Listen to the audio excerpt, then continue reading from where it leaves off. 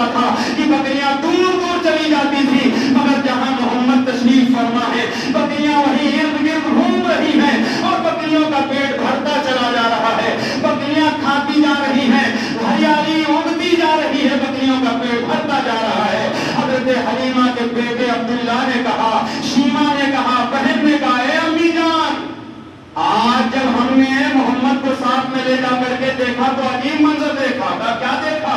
کہا میں نے دیکھا محمد جس درخت کے قریب سے گزرتے ہیں درخت جھک جاتا ہے، جس درخت کے قریب جاتے ہیں درخت سایہ کر لیتا ہے، محمد اگر دھوپ میں نکلتے ہیں تو بادل کا ٹکڑا سر پہ سایہ کر لیتا ہے۔ اے امی جان، میں نے اس سے زیادہ تعجب خیز منظر دیکھا ہے۔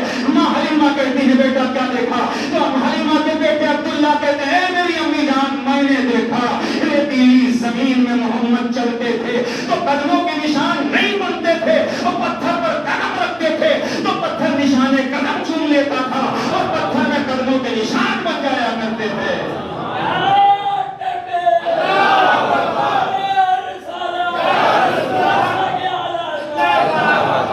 قدموں کے نشان عموماً ہم آپ چلے پتھر پر مہینہ پر کھڑے رہیں نشان نہیں بنے گا، اور ریتیلی زمین میں قدم رکھیں تو پاؤں کا نشان بن جائے گا، مگر مصطفیٰ ریتیلی زمین پر قدم رکھتے ہیں تو نشان پیر کا نہیں بنتا، لیکن پتھر پر قدم رکھتے ہیں تو پتھر پگھل جاتا ہے موم کی طرح، مصطفیٰ کے قدموں کو اپنے سینے پر جما لیتا ہے۔ اور حضرات ابراہیم علیہ السلام نے جس پتھر پر کھڑے ہو کر کعبے کی تعمیر کی، قرآن میں اس کا ذکر ہے وَاتَّخِذْ مِن مَّقَامِ إِبْرَاهِيمَ مُصَلًّى۔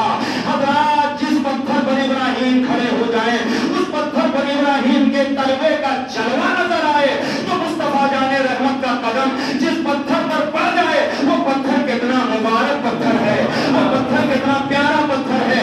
حضرت حلیمہ کے بیٹے کہتے ہیں امی جان میں نے ایسا منظر دیکھا ہے۔ اب اس کے بعد 2-3 دن کے لیے ہمارے تمہارے نبی بیمار ہو گئے، اور جب بیمار ہو گئے تو مصطفیٰ بکریاں چرانے کے لیے تشریف نہیں لے گئے۔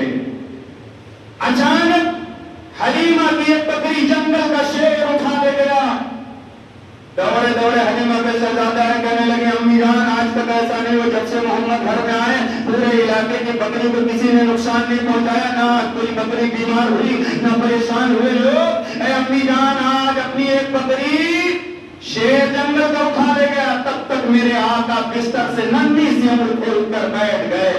آقا فرماتے ہیں جنگل کے شیر کی مجال کیسے ہوئی کہ میری امی کی بکریاں اٹھا لیتا ہے، میری امی کی بکریاں اٹھا لیتا ہے، چلو میں چھڑا کے لاتا ہوں۔ حلیمہ کہتی ہے محمد جنگل میں درندے رہتے ہیں، جنگل میں شیر رہتے ہیں، آپ کیسے چھڑاؤ گے؟ کہتے ہیں امی میرے ساتھ چلو تو، میرے ساتھ چلو تو۔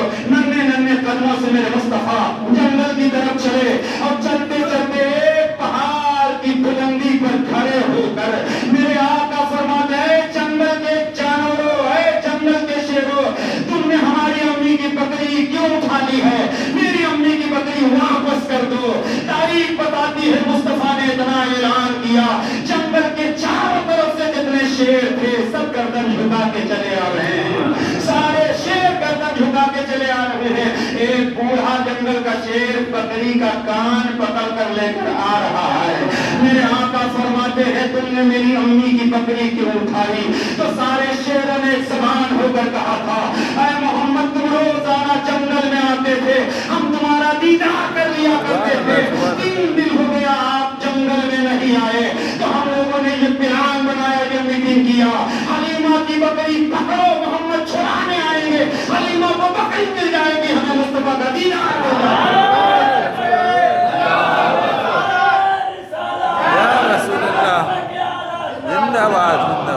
حلیمہ کو بکری مل جائے گی اور ہم لوگوں کو مصطفیٰ کا دیدار مل جائے گا۔ ہم لوگوں نے بکری اس لیے اٹھائی تھی، اللہ اکبر، میرے آقا صلی اللہ تعالی علیہ وسلم کی یہ مقدس زندگی ہے اور میرے آقا کا یہ بچپنا ہے کہ نبی پاک صلی اللہ علیہ وسلم جب جنگل میں جاتے ہیں تو جنگل کے سارے شیر مصطفیٰ کی زیارت کے لیے آ جاتے۔ گویا جانوروں کو بھی معلوم ہے یہ ہمارے نبی ہیں، پتھروں کو بھی معلوم ہے یہ ہمارے نبی ہیں، درختوں کو بھی معلوم ہے یہ ہمارے نبی ہیں، پیڑ پودوں کو بھی معلوم ہے یہ ہمارے نبی ہیں، جبریل کو معلوم ہے یہ ہمارے نبی ہیں، میکائیل کو معلوم